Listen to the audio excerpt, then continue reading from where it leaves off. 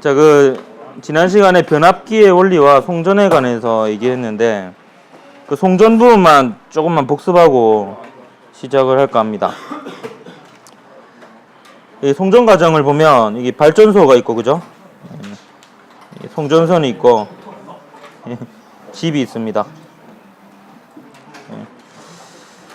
여기서 이제 생산되는 전력이 P0라고 하고요. 여기 이제 공급 전력, 송전 전력이라고도 하죠. 이 송전선의 저항이 R이고, 여기서 손실되는 전력을 P 손실이라고 하면, 가정에 공급되는 전력은 송전 전력에다가 이 손실 전력을 뺀 만큼이 공급이 되죠. 기억이 납니까? 그 다음에 송전선에 흐르는 전류를 I라고 하면요.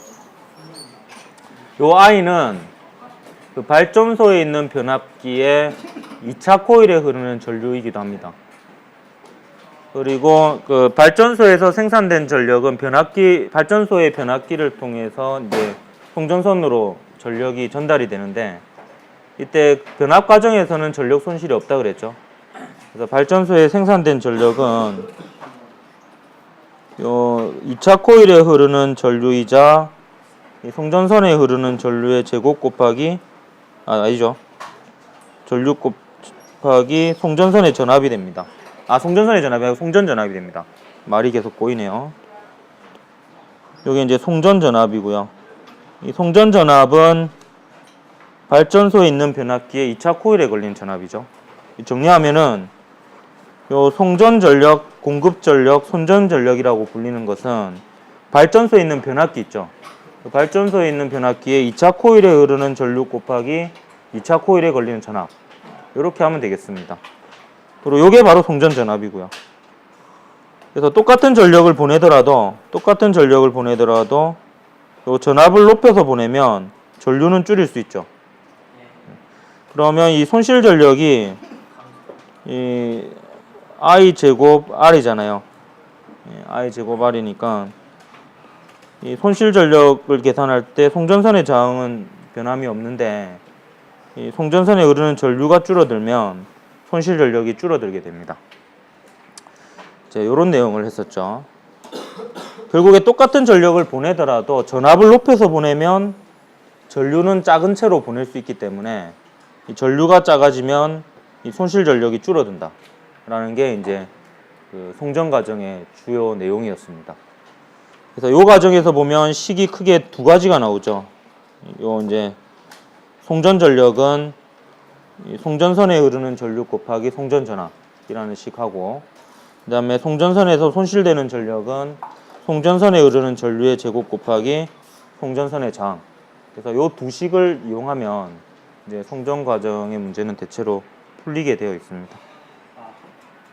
그리고 변압기의 원리는 2013년도 수능 문제가 이 변압기의 원리를 잘 정리해주고 있는 것 같아요. 그래서 이 문제를 풀면서 바로 복습을 하도록 하겠습니다. 자, 다음은 전압이 V인 교류 전원과 저항값이 R인 저항이 연결된 변압기에서 1차 코일에 흐르는 전류의 세기를 구하는 과정입니다. 이걸 구한다고 하니까 요 1차 코일에 흐르는 전류의 세기를 I1이라고 할게요. I1. 그러니까 요 회로로 보면 요 회로에 흐르는 전류가 I1인 거죠. 요거를 구하는 과정인데요. 1차 코일과 2차 코일의 가문수의 비는 1대 3입니다. N1 대 N2가 1대 3이라는 거죠. 단계 1을 봅시다. 패러데이 법칙에 따라 2차 코일에 유도되는 전압을 구하면 이 V1 대 V2는 N1 대 N2라는 식으로 구하면 되죠. V1 대 V2는 N1 대 N2라는 식으로 구할 수 있습니다. 근데 이 N1 대 N2가 얼마인지 문제에 주어져 있잖아요. 가문수의 비가 1대 3입니다. 근데 이게 뭐와 같느냐? 이 1차 코일에 걸리는 전압 대 2차 코일에 걸리는 전압이 되죠.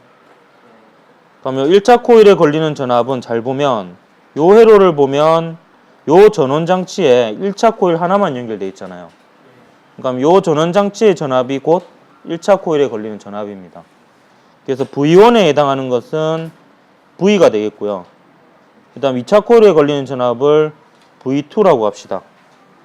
그러면 요 패러데이 법칙으로부터 V2를 구할 수 있죠. V2는 얼마가 됩니까?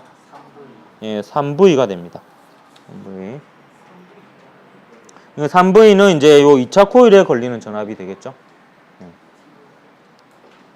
그럼 단계 1을 보면 옴의 법칙을 사용하여 2차 코일에 연결된 저항에 흐르는 전류의 세기를 구한다 했는데 그 전류의 세기를 I2라고 합시다. 그럼 요 회로를 한번 분석해 보자고요. 요 회로를 분석해 보면 요 2차 코일에 걸리는 전압이 3V잖아요. 근데 2차 코일에는 지금 저항만 연결돼 있죠. 그러니까 요 회로는 딱 저항만 연결돼 있잖아요. 그러면 2차 코일에 걸리는 전압이 곧 저항에 걸리는 전압이 됩니다. 지금 보면 요 회로를 보면요. 2차 코일에 저항만 연결돼 있잖아요. 근데 지금 우리가 단계 1에서 구한 게 1차 코일의 전압이 V인데 2차 코일은 3V라고 했잖아요. 근데 이 2차 코일이 요 회로에서는 일종의 전원장치로 볼 수가 있어요. 지금 전력의 전달 방향이 요 방향이잖아요. 그러니까 2차 코일이 1차 코일로부터 전력을 받아서 저항에 전달하는 겁니다.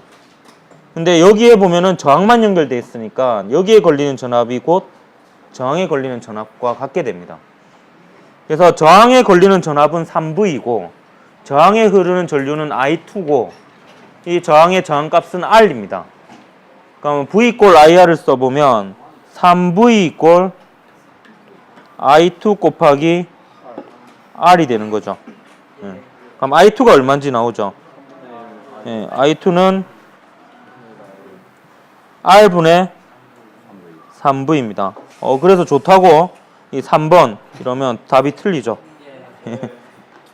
실제로 제가 이렇게 틀렸거든요. 문제를 처음에 풀어볼 때. 이런 실수를 하면 안 됩니다. 문제를 끝까지 봐야죠. 지금 일단 단계 1에서 이 두 개는 아니죠. 2차 코일에 걸리는 전압은 3V인데 나는 1차 코일에 흐르는 전류입니다. 1차 코일에 흐르는 전류는 지금 에너지 보존 법칙으로 구하고 있죠. 에너지 보존 법칙에 따라서 전원에 공급된 전력은 저항에서 소비되는 전력과 같습니다. 이걸 구체적인 단계로 보면 이렇게 됩니다. 여기서 전원장치에서 전력이 공급이 돼요. 근데 이게 어디로 공급이 되느냐? 요 변압기의 1차 코일에 공급이 됩니다. 그럼 변압기의 1차 코일을 거쳐서 요 전력은 변압기의 2차 코일에 전달이 되고요. 이 변압기의 2차 코일에서 이제 최종적으로 저항의 전력이 전달되는 겁니다. 요 과정에서 이제 손실이 없기 때문에 요 전력이 되는 거죠. 그럼 요 과정에서 요 두 전력이 같다라는 거는 1차 코일의 전력과 2차 코일의 전력이 같다라는 식으로 쓸 수 있겠죠? 그럼 1차 코일에 흐르는 전류 I1 곱하기 1차 코일에 걸리는 전압 V는 2차 코일에 흐르는 전류 I2 곱하기 2차 코일에 걸리는 전압 3V 이렇게 하면 되겠습니까? 그러면 식을 쓰면 에너지 보존 법칙이 이렇게 됩니다. 좀 밑에다 쓸게요. I1 곱하기 V는 I2 곱하기 3V가 되고요. 여기서 I2가 얼마인지 여기서 구했죠. 요게 I2잖아요. 그럼 여기에다가 3R분의 아니죠. R분의 3V를 집어넣으면 요게 R분의 9V 제곱이 되니까 이 V1이 얼마인지 나오죠. I1은 이 R분의 9V가 됩니다. 오늘 뭐 혀가 많이 꼬이네요. 그래서 답은 5번이 답이 되죠. 이렇게 되는 문제입니다. 그래서 이 문제를 여러분 한번 살살 잘 복기를 해보십시오. 여기에 변압기의 원리에 관해서 다 나와 있습니다. 결국에는. 그래서 이걸 한번 복습을 해봤고요. 그 다음에 2015년 4월에 있었던 이 송전과 관련된 문제 18번을 봅시다. 18.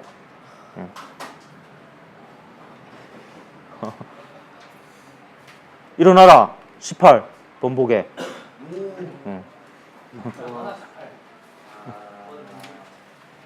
얘 한 문제만에 그래 쓰러지냐? 물리적 체력을 좀 키워봐. 너무 가소로운 거 아니야?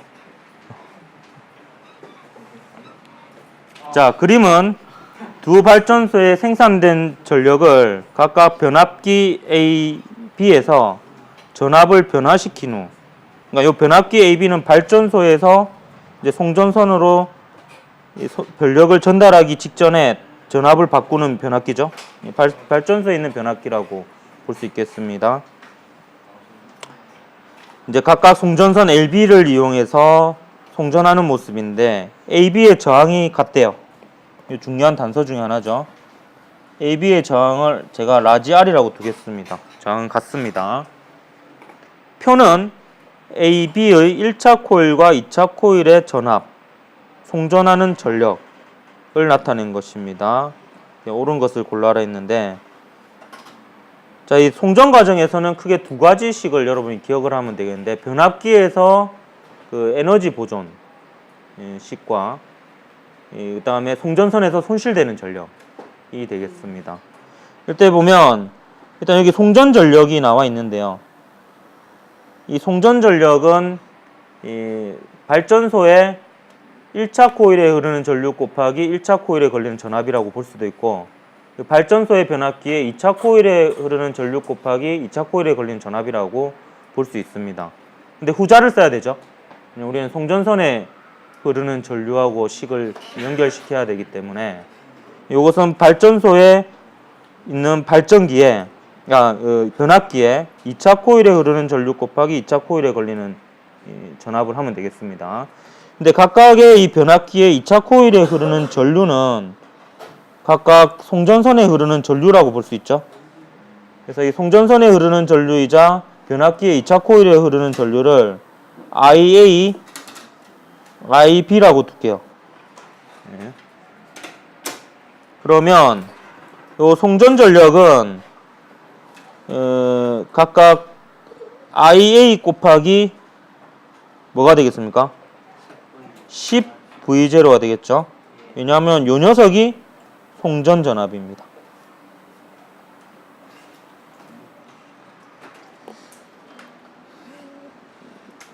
그래서 요 식은 이제 발전소에서 송전하는 전력인데, 이게 발전소의 변압기에 2차 코일에 흐르는 전류이자 송전선에 흐르는 전류 곱하기 발전소의 변압기에 2차 코일에 걸리는 전압이자 우리가 송전 전압이라고 불리는 이 두 개의 곱으로 나타낼 수 있습니다. 그럼 B에서는 IB 곱하기 20V0가 되겠죠. 송전선에 흐르는 전류 곱하기 송전 전압, 이렇게 됩니다. 문제에서는 뭘 물어보는지 볼까요? 기억. A에서 코일의 가문수는 2차 코일이 1차 코일의 10배이다. 요거는 그 패러데이 법칙 쓰면 되죠. 이 V1 대 V2는 N1 대 N2 이거 쓰면 되잖아요. N2인데 요 V1이 여기서 얼마입니까? V0고 V2가 10V0잖아요. A에 대해서니까 요거죠. 그러면 이게 1대 2잖아요. 1대 10이잖아요. 10이니까 2차 코일이 1차 코일이 10배 맞습니다. 다음 니은 보면 송전선에 흐르는 전류의 세기는 바로 IA, IB라고 둔 거죠.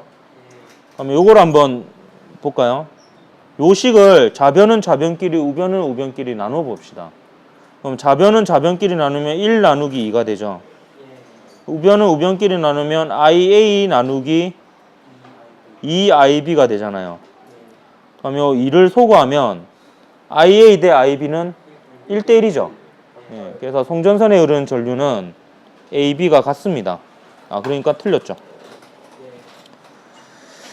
송전선에 손실되는 전력은 식이 송전선에 흐르는 전류의 제곱 곱하기 송전선의 저항이잖아요. 근데 요 녀석은 일단 같잖아요. 문제의 조건에 주어졌고, 송전선에 흐르는 전류도 우리 니은에서 구했잖아요. IA와 IB가 같았죠. 그렇기 때문에 A 송전선에서 손실되는 전력이나 B 송전선에서 손실되는 전력은 같습니다. 그래서 이 디귿도 틀렸죠. 그래서 답은 1번이 답이었던 이런 문제입니다. 이런 식으로 송전과 관련된 문제는 풀어보면 되겠어요. 자, 이제 또 잠을 깨봅시다. 이제 또 중단원이 바뀌는데요. 핵에너지에 대해서 얘기를 하겠습니다. 오늘은 그 64페이지에 있는 내용 정도 할게요. 64페이지 하나 한다고요? 네. 또 뒤에까지는 좀 무리겠더라고요. 저 핵에너지에 대해서는 좀 자세하게 다루는 편인데, 우리나라가 지금 원자력 발전에 많이 의존하고 있죠. 그런 부분도 있고 해서 교육 과정에서도 이제 원자력 발전이 좀 강조되고 있는 것 같습니다. 그리고 실제로 그 모의고사나 수능에서도 보면 그 매번 한 문제 정도는 나옵니다. 관련해서요. 그래서 여러분이 이걸 좀 이해하는 과정을 이해를 좀 해두면 좋을 것 같습니다. 일단 오늘은 주로 할 것이 핵 반응식인데요. 그 핵 반응식은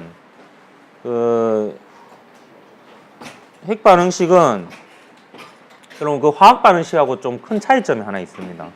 뭐냐면 그 화학 반응식은 원자핵 주변에 있는 전자가 주인공입니다. 그래서 원자핵 주위의 전자를 반드시 표현해 줍니다. 전자가 부족한 경우에는 이제 플러스를 오른쪽 위에 적어주죠. 전자가 과잉인 경우에는 마이너스를 오른쪽 위에 기호에다 붙여줍니다. 근데 원자핵 반응식은 주인공이 원자핵입니다. 그래서 전자는 이 표현을 안 해줘요. 원소 기호로만 표현을 해줍니다. 그러니까 원자핵 반응식에서는요, 원자핵 주위에 돌고 있는 전자는 등장하지 않습니다. 근데 단 전자가 등장할 때가 있어요. 전자가 등장할 때는 뭐냐? 원자 핵 자체가 변환이 되면서 거기서부터 나오는 전자는 표현해 줍니다. 예를 들어서 이제 중성자가 양성자로 바뀔 때 나오는 전자 있죠. 요거는 전자 자체로 표현을 해줍니다. 근데 그 전자는 원자핵 주위를 돌고 있는 전자는 아니에요. 요게 이제 좀 원자핵 반응식에서 큰 차이점이 있습니다. 그걸 일단 여러분 염두에 둬야 되고요. 원자핵을 표현할 때 일단 기본적인 기호의 약속이 있는데요. 일단 양성자는 P로 나타내고 중성자는 N으로 나타냅니다. N으로 나타내고 그 다음에 요 두 개를 합쳐서 핵자라고 합니다. 핵을 이루는 입자를 줄여서 핵자라고 해요. 원자핵이 양성자와 중성자로 이루어져 있잖아요. 그래서 요 두 개를 합쳐서 핵자라고요. 요 두 개를 합친 숫자를 이제 핵자수라고도 하고 이 질량수라고도 합니다. 그거는 이제 원소 기호가 있으면 원소 기호 왼쪽 위에 붙여주는 게 전 세계적인 약속입니다. 그래서 요게 이제 질량수라고 불려지는 건데 헬륨 같은 경우에는 4예요. 그러니까 헬륨의 양성자 수와 중성자 수를 더한 것이 4라는 뜻이죠. 그래서 질량수는 양성자 수와 중성자 수를 더한 거고요. 이걸 질량수라고 이름을 붙인 이유는 양성자나 중성자가 전자에 비해서 한 1800배에서 1900배 정도 질량이 크죠. 그래서 이제 대부분의 질량은 요 두 녀석에 의해서 결정되기 때문에 질량수라고 표현을 합니다. 원자 번호는 양성자 수라고 볼 수 있죠. 원자 번호는 양성자 수입니다. 중성자 수는 어떻게 구하면 되겠어요? 질량수에서 원자 번호를 빼면 되겠죠. 하나만 연습을 해보면요. 요게 이제 우리 핵 분열 발전에 이용되는 원료인 우라늄 235인데요. 보통 이제 원자핵을 읽을 때는 원소 이름을 말하고 질량수를 뒤에 붙여줍니다. 왜냐하면 동위원소들이 있는 경우가 많기 때문에 구분을 하기 위해서 우라늄 235 이렇게 읽는데요. 우라늄 235의 경우에 양성자 수는 몇 개겠습니까? 92개죠. 예. 예. 예. 뭐 실수할 수도 있죠. 예, 요게 좀 전에 얘기했죠. 요게 양성자 수죠. 중성자 수는 몇 개겠습니까? 역시 계산이 빠르네요. 저는 이렇게 적을게요. 235 빼기 92개입니다. 질량수 빼기 원자 번호 이렇게 되겠죠. 제가 이렇게 적었더니 작년인가 재작년에 수행평가를 하는데 걔도 이렇게 적었더라고요. 맞다 해줬습니다. 뭐 그래요. 틀린 건 아니니까. 근데 또 양성자수는 같은데 중성자수가 다른 원소를 뭐라 그러죠? 예, 동위원소라 그럽니다. 화학에서도 다 배우는 것들이죠. 예. 양성자수는 같으나 중성자수가 다르면 또 다른 표현으로 양성자수는 같으나 질량수가 다른 원소 뭐 이렇게 표현하기도 합니다. 대표적인 게 요 세 개가 이제 동위원소인데요. 보통 우리가 일반적으로 수소라고 하면 양성자 한 개가 원자핵인 이 원소를 수소라고 부릅니다. 그래서 이게 수소 원자핵을 나타내고 핵 반응식에서. 근데 여기에 중성자가 하나 더 있으면 중수소라고 합니다. 이 중은 무거울 중자입니다. 그래서 양성자 한 개일 때보다 중성자 한 개가 더 있으면 무겁죠. 그래서 무거운 수소고요. 또 삼중수소에서 3은 질량수를 뜻합니다. 얘는 중성자가 2개인 녀석이에요. 양성자 1개, 중성자 2개여서 질량수가 3인. 질량수가 3인 무거운 수소입니다. 그래서 이제 삼중수소라는 거예요. 간혹 여러분 헷갈려 하더라고요. 중수소 하면 뭔가 중복된다 해가지고 중성자가 2개다 이렇게 잘못 착각하는 경우가 있는데, 요게 이제 일반적으로 수소보다 한 단계 이제 무거운 원소고요. 요게 이제 요거랑 구분해야 되니까 이제 질량수를 앞에 붙여준 거예요. 그래서 삼중수소라고 합니다. 뭐 기호로 얘를 이렇게 표현하기도 해요. 아, 이게 아니죠. 거꾸로네요. 이게 더블의 앞자를 따서 D라고 표기하기도 하고요. 이렇게요. 이걸 트리플 이렇게 표현하기도 합니다. 이렇게 중수소를 D, 삼중수소를 T라고 표기할 때도 있어요. 그 다음에 원자핵 반응식에서 좀 알아야 될 배경 지식 중에 하나가 전자볼트라는 단위인데요. 이건 이제 영어로는 이제 일렉트론 볼트 뭐 이렇게 얘기를 합니다. 전자볼트는 좀 애매하죠. 얘는 한자어고요. 얘는 영어입니다. 영어인데 볼트에 우리나라식 발음이 뭐 이게 이름이 없으니까 사실 그 셀시우스랑 파레나이트는 그 중국식 이름이 있거든요. 그게 섭씨랑 화씨죠. 중국 단어식 발음이에요. 그걸 이제 우리가 직역해가지고 그냥 그렇게 하는데, 전자볼트는 뭐 전자볼트라 할 때도 있고 일렉트론 볼트라 할 때도 있는데, 여러분이 요거는 이 정도 알면 돼요. 요게 에너지의 단위다. 뭐 요 정도 기억을 하면 될 것 같아요. 근데 조금만 설명하면 요게 EV라고 표기를 하는데요. 단위를요. 요 E가 전자의 전하량이에요. 그래서 1.6 곱하기 10의 마이너스 19승 쿨롱이고요. 요 V는 1볼트를 뜻합니다. 1볼트. 볼트는 줄퍼 쿨롱이거든요. 단위 전하당 포텐셜 에너지니까 쿨롱분의 줄입니다. 곱하면 줄이 되죠.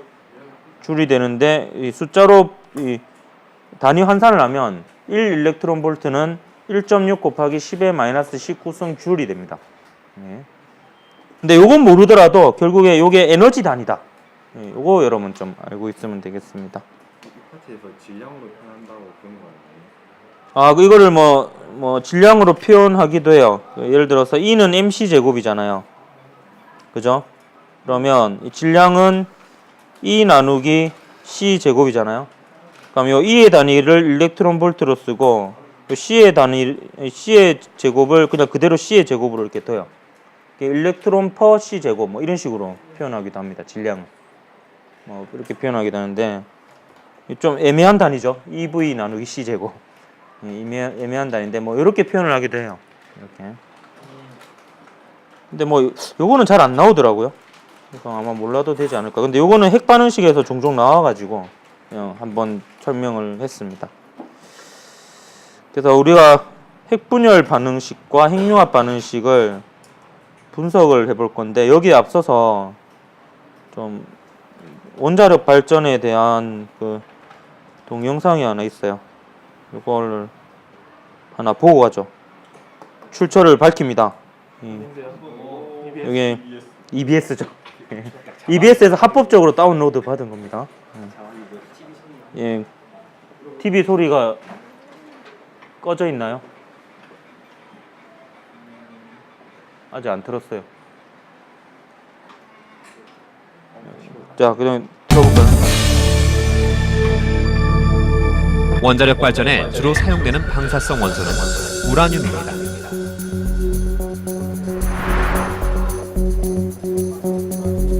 우라늄은 세 종류로 우라늄 234, 우라늄 235, 우라늄 238이 있는데 그중 우라늄 238이 전체 우라늄의 99%를 차지합니다. 하지만 원자력 발전의 연료로 쓰이는 것은 핵분열을 쉽게 일으키는 우라늄 235입니다.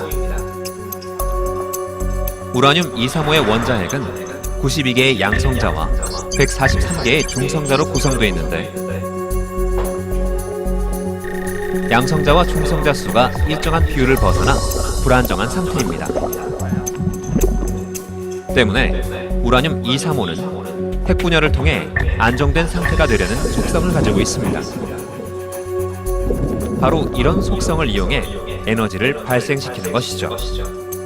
그럼 우라늄의 핵분열 과정을 좀 더 자세히 살펴볼까요? 우라늄 235는 외부에서 중성자를 넣어 충돌시키면 원자핵이 2개 이상으로 분열됩니다. 그와 동시에 많은 에너지와 새로운 중성자 2~3개가 만들어집니다. 새로 생성된 중성자들은 다른 원자핵과 충돌해 다시 핵분열을 일으킵니다. 원자력 발전소에서는 바로 이러한 연쇄 핵분열 반응에서 나오는 열을 이용하여 전기를 만듭니다. 우라늄 1g의 핵분열에서 얻을 수 있는 에너지는 석탄 300만 g, 석유 2000리터로 생산하는 에너지와 맞먹습니다. 원자력 에너지는 이처럼 적은 양으로 많은 양의 에너지를 생산할 뿐 아니라 이산화탄소도 거의 발생시키지 않습니다.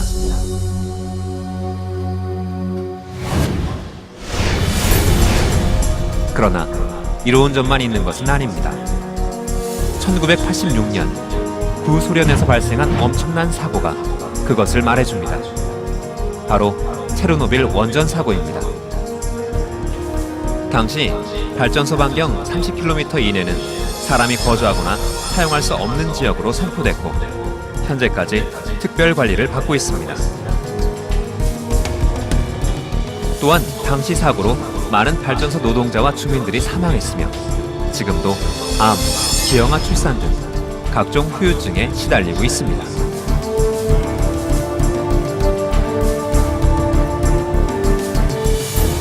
그리고 2011년 세계 최고의 내진 설계로 원전 안전국을 자랑했던 일본에서 발생한 후쿠시마 원전 사고는 또 한 번 원전의 안정성 문제에 대해 경각심을 갖게 했습니다. 인류에게 유용한 에너지원인 동시에 엄청난 파괴력을 가진 공포의 대상.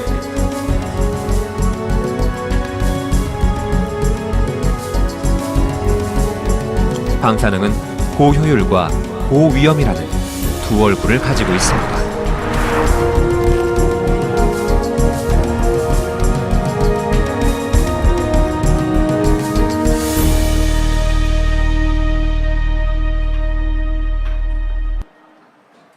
네, 요걸 지우면은 저작권법 위법이 됩니다.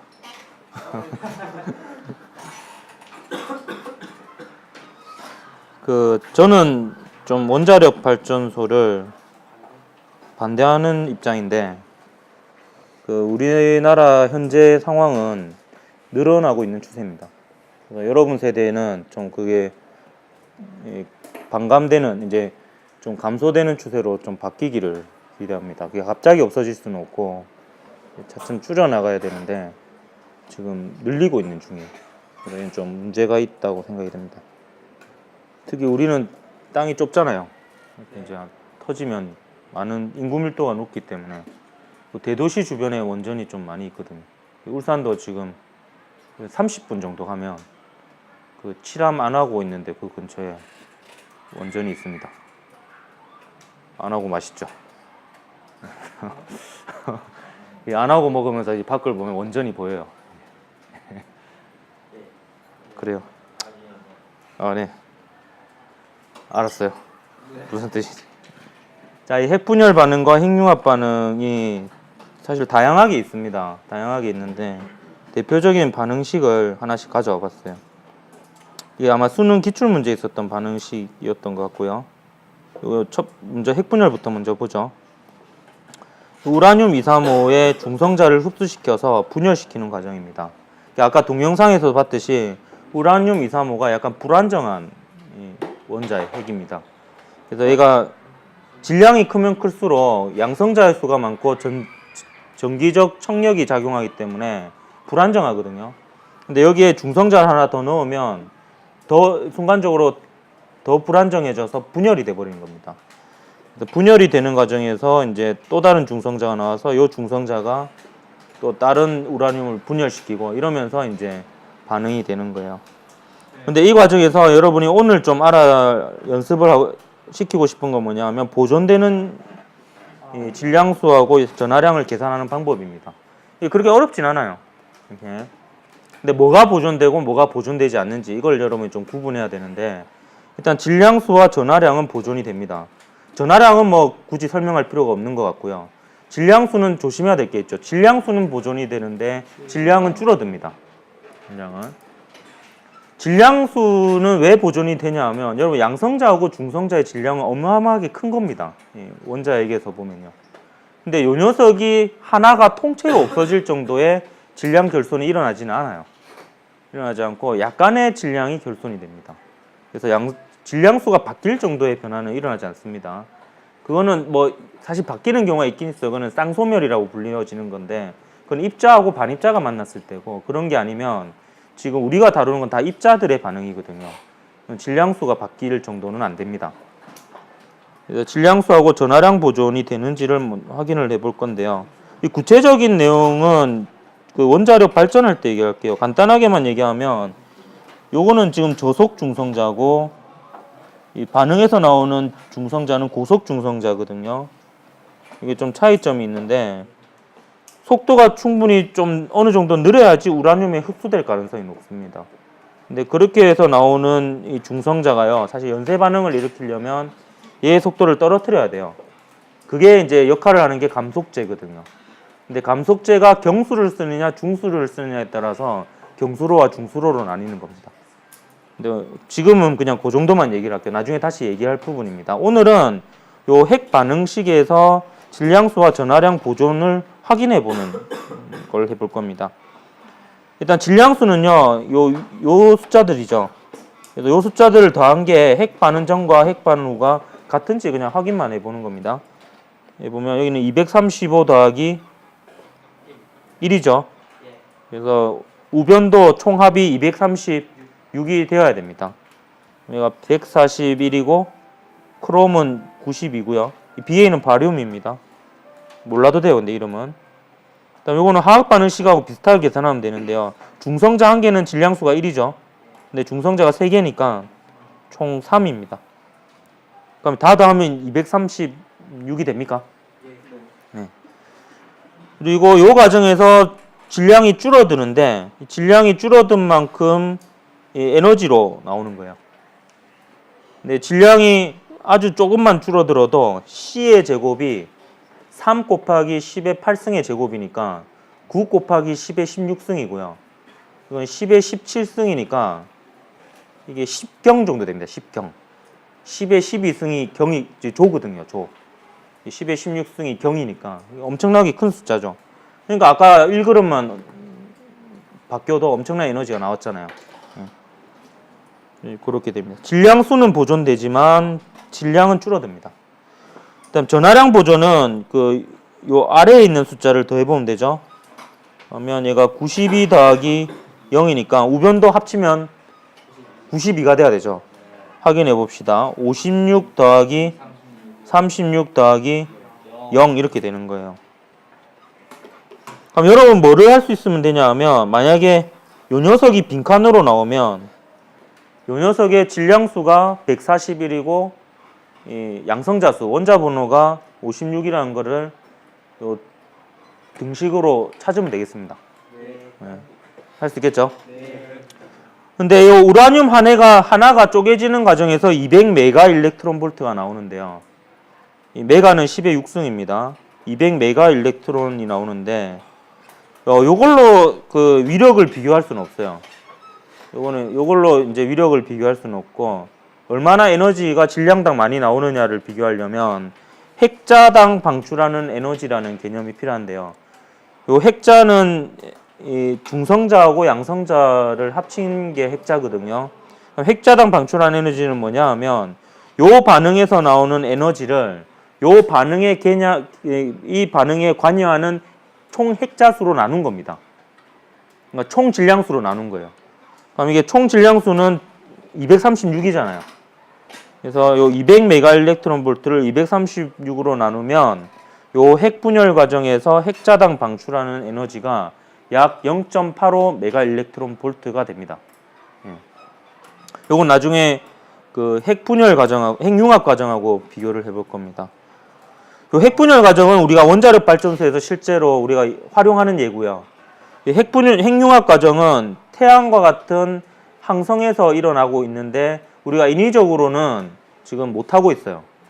물론 그냥 폭파시켜 버리는 그 수소 폭탄은 가능한데 이제 그 제어할 수 있는 발전에는 아직은 기술이 안 되고 있습니다.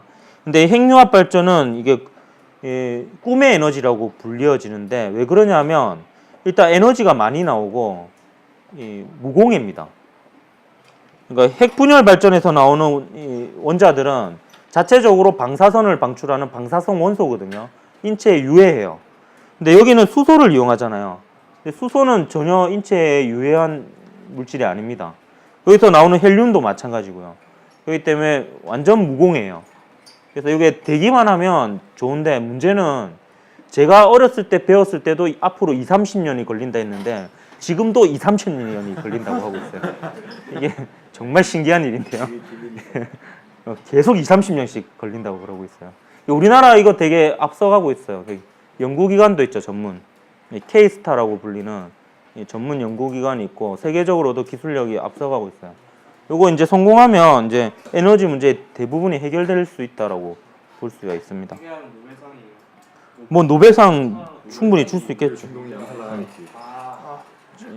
자, 핵융합 발전 과정을 보면 중수소하고 삼중수소가 결합해서 헬륨과 중성자로 바뀝니다. 그러니까 요 두 개가 결합해서 헬륨이 된 거죠.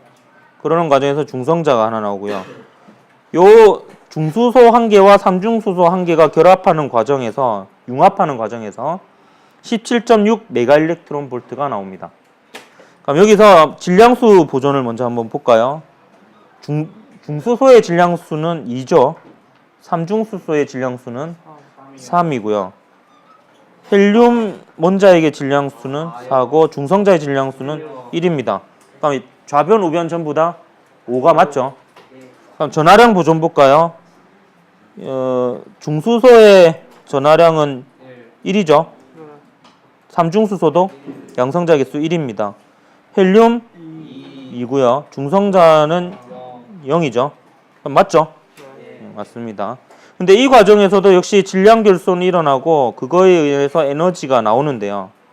근데 우라늄 하나 쪼개졌을 때보다 중수소, 삼중수소 하나가 결합했을 때의 에너지가 작죠.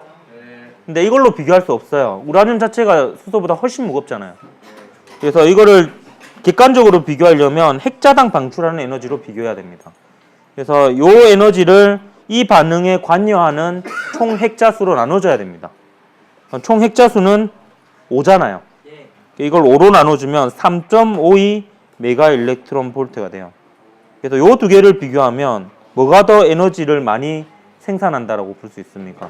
핵융합이 더 많이 생산한다고 볼 수 있어요. 실제로 폭탄도 핵분열 폭탄보다 핵융합 폭탄이 질량당 위력이 더 셉니다. 근데 여기서 여러분 몇 가지 제가 보충 설명을 할 건데요. 뭐냐면 질문들을 되게 많이 하는 부분이 이런 부분이 있습니다. 아, 선생님 핵자수는 같은데, 그러니까 질량수는 같은데 어떻게 해서 질량이 줄어들 수 있느냐라는 거예요. 이건 뭐 때문에 그러냐면 결합 에너지 때문에 그렇습니다. 결합 에너지도 에너지고 질량과 같은 겁니다. E는 MC 제곱이니까요. 그러니까 어떻게 결합하느냐에 따라서 총 질량이 달라질 수 있는 거예요.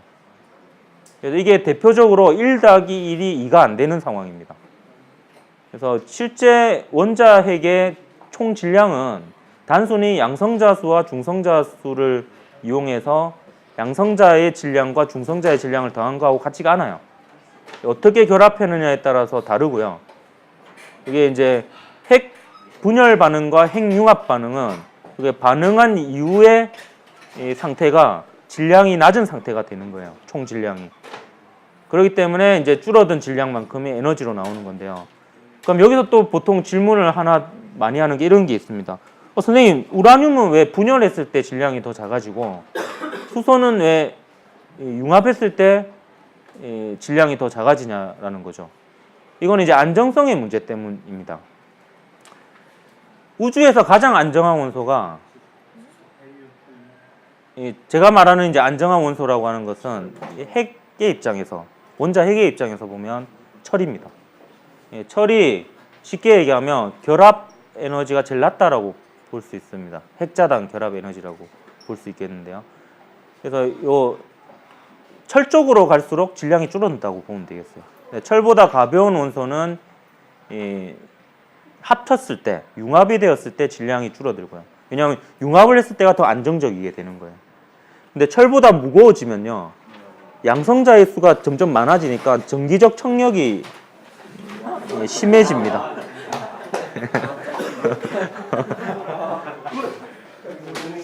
그래서 점점 불안정해지는데 그나마 이제 안정적으로 존재하는 것 중 가장 무거운 원소가 우라늄인 거예요. 그래서 괜히 우라늄을 쓰는 게 아닙니다. 이게 이제 그나마 안정적인 원소 중에서 가장 무거운 원소니까 제일 쉽게 제어할 수 있는, 그러니까 쉽게 쪼갤 수 있는 원소예요. 그리고 핵융합은 이제 제일 가벼운 걸 쓰는 거죠. 제일 가벼운 거를. 그렇게 해서 이제 그 부분은 잘 모르겠어요. 그다음 요거와 관련해서 한 가지 좀 추가로 설명하고 싶은 거는요. 여러분 별의 진화 과정을 보면요, 그 별의 중심에서 핵융합이 일어나는데 수소와 수소가 핵융합하면 헬륨이 나오잖아요. 근데 나중에 이게 수소가 다 태워지고 나면 헬륨과 헬륨이 융합해서 탄소가 됩니다. 또 나중에 되면 탄소하고 탄소가 또 융합해서 어떤 이제 원소가 되고요. 근데 이게 최종적인 단계가 철입니다. 그래서 별의 핵융합의 최종 단계는 원자핵이 철로 바뀌어요. 그 다음부터는 핵융합 할 수가 없어요. 왜냐면 핵융합을 하면 더 불안정해진 거니까.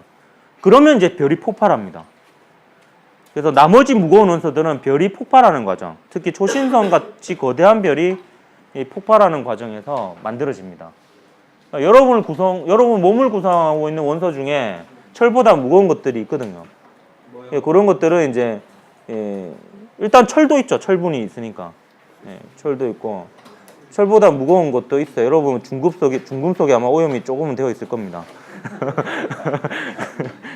그래서 그 철보다 무거운 원소들은 이제 초신성 폭발에서 일어났으니까 여러분은 일종의 별의 자손이라는 게 맞는 말이에요. 별이 한 번은 폭발된 다음에 태양계가 형성이 되는 거예요. 행성을 이루는 물질에 철보다 무거운 게 많이 있으니까 그것들은 다 초신성 폭발의 잔해물들이고 그런 것들이 이제 우리 몸이나 물체를 이루고 있죠. 그래서 이제 핵분열하고 핵융합을 핵 반응식 위주로 한번 살펴보았는데 다음 시간에는 이제 방사선의 종류가 방사선이 왜 위험한지 그리고 원자로의 구조와 원리에 대해서 좀 알아보도록 하겠습니다. 수고했습니다.